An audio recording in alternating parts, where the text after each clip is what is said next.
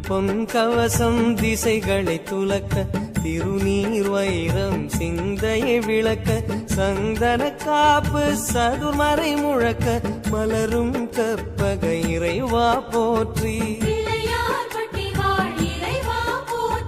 கலியுகம் காக்கும் கணபதிநாதா வலம்புரிநாதா அபயம் அபயம் அபயம் அருளும் இறைவா போற்றி.